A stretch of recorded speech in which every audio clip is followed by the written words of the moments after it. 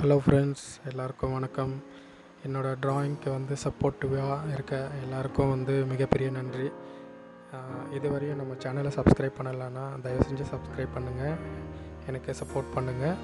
இதுக்கப்புறம் மேலும் மேலும் உங்களுக்கு நிறைய வீடியோஸ் நான் போஸ்ட் பண்ணுறேன். இப்போது நம்ம இதுவரையும் நம்ம ஃபேஸ் ஆர்ட்டெல்லாம் பார்த்துருப்பீங்க, அது எப்படி ரியலிஸ்டிக்காக பண்ணுறது அப்படின்றது ஓரளவுக்கு நான் உங்களுக்கு புரிய வச்சுருப்பேன்னு நினைக்கிறேன். மேபி அந்த வீடியோஸ்க்கு எல்லாமே சப்போர்ட் பண்ண எல்லாருக்கும் தேங்க்ஸ்.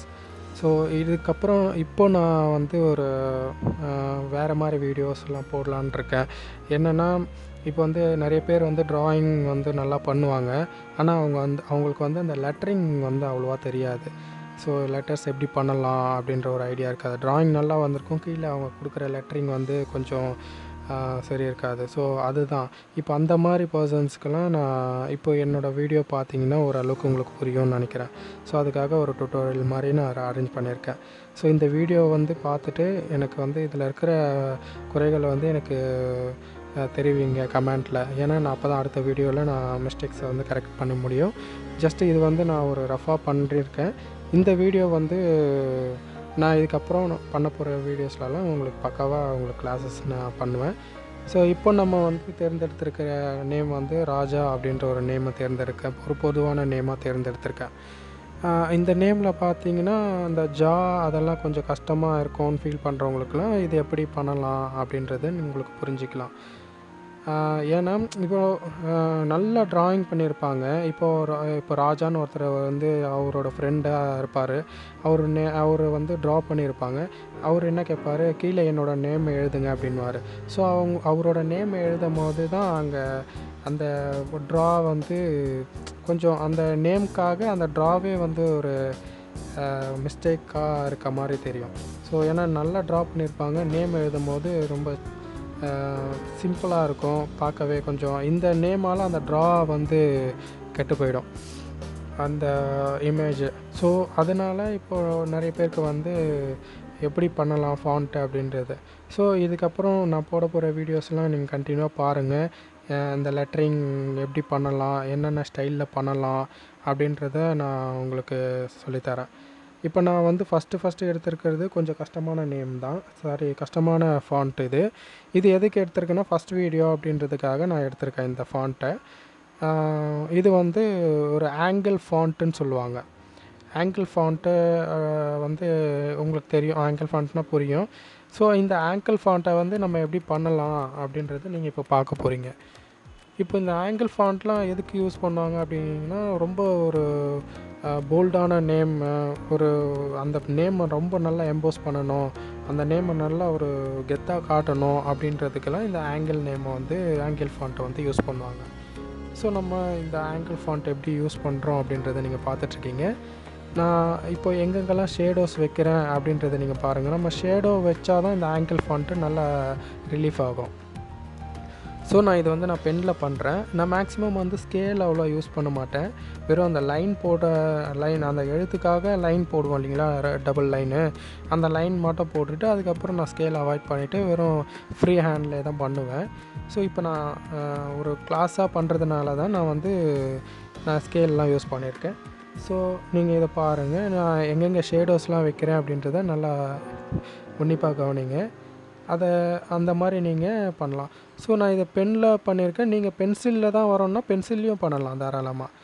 இன்னும் பென்சிலில் பண்ணால் ப்ரொஃபஷ்னலாக பண்ணிக்கலாம். ஏன்னா இது ஜஸ்ட் கிளாஸ்க்காக நான் ஸ்பீடாகவும் பெனில் முடிக்கணும் அப்படின்னு தான் பண்ணுறேன். இது நல்ல ஒரு ஷேடோ பற்றி தெரிஞ்சவங்க பெனில் எதில் வேணால் பண்ணலாம், அவங்களுக்கு எல்லாமே ஈஸியாக இருக்கும். ஸோ பாருங்கள், இப்போ அந்த ஆங்கிள் ஃபாண்ட் வச்சோன்னா அந்த எழுத்து எவ்வளோ ஒரு எம்போஸ் ஆகுது.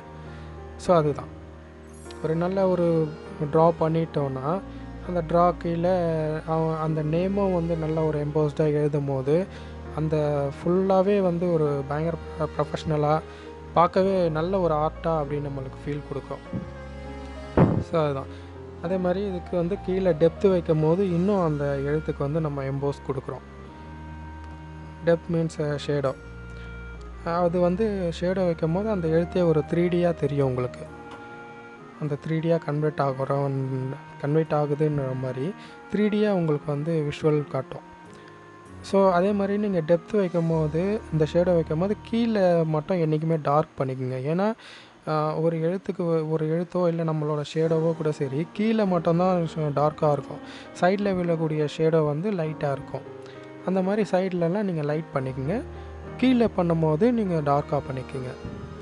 பாருங்கள், அது அழகாக வந்துச்சு அந்த லெட்ரு. ஸோ இதுதான் இந்த எழுத்தே ஒரு போல்டாகவும் ஒரு நல்ல ஒரு இதுவாகவும் கிளாஸாகவும் உங்களுக்கு வந்திருக்கு பாருங்கள். அதே மாதிரி நெக்ஸ்ட் நம்ம பண்ண போகிற ஃபாண்ட் வந்து ஸ்டைலிஷாக பண்ண போகிறோம்.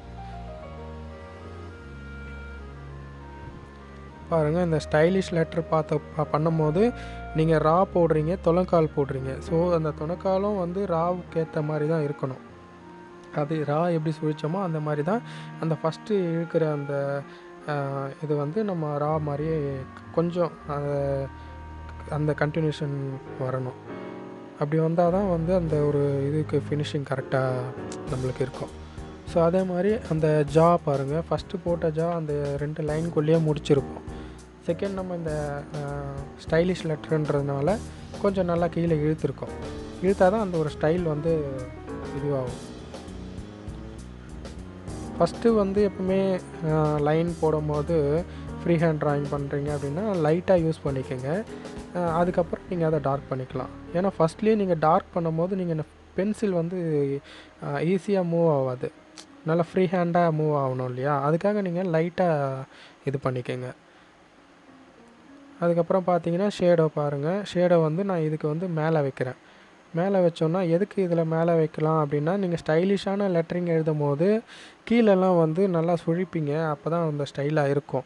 ஸோ அது கீழே சுழிக்கும் போது கீழே அதுக்கப்புறம் எழுதக்கூடிய லெட்டரிங்க்கு வந்து இடங்கள் அதெல்லாம் கொஞ்சம் கரெக்டாக அட்ஜஸ்ட் ஆகாது.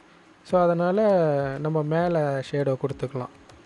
ஏன்னா ஷேடோ ஒரு லெட்டருக்கும் ஷேடோ கொடுத்தா தான் அது ஒரு நல்ல ஒரு இதுவாக இருக்கும். அதே மாதிரி பார்த்தீங்கன்னா இதில் பாருங்கள், இதில் வந்து ஷேடோவும் அதே மாதிரி தான். இது வந்து கீழே தான் அதிகமாக கொடுக்கணும்னு இல்லையா? அதாவது மேலே கொடுக்குற மாதிரியே தான் கீழே எது வேணால் கொடுத்துக்கலாம். அதே மாதிரி உள்ளே வந்து ஒரு டிசைனிங் மாதிரி அந்த லெட்டரை கொஞ்சம் நல்லா எம்போஸ் பண்ணலாம். அந்த மாதிரி பண்ணியிருக்கேன் பாருங்கள். ஸோ அதுதான் ஃப்ரெண்ட்ஸ், இந்த வீடியோ உங்களுக்கு யூஸ்ஃபுல்லாக இருந்தால் லைக் பண்ணுங்கள், கமெண்ட் பண்ணுங்கள், ஷேர் பண்ணுங்கள். முடிஞ்ச அளவுக்கு சப்ஸ்கிரைப் பண்ணி சப்போர்ட் பண்ணுங்கள். இதுக்கப்புறம் நான் உங்களுக்கு நெக்ஸ்ட் வீடியோலாம் நல்லா கிளாரிட்டியாகவும் பக்காவும் போகிறேன். இது பாசிட்டிவ் வீடியோன்றதுனால குறைகள் இருந்தால் மன்னிச்சுக்கோங்க. தேங்க்யூ.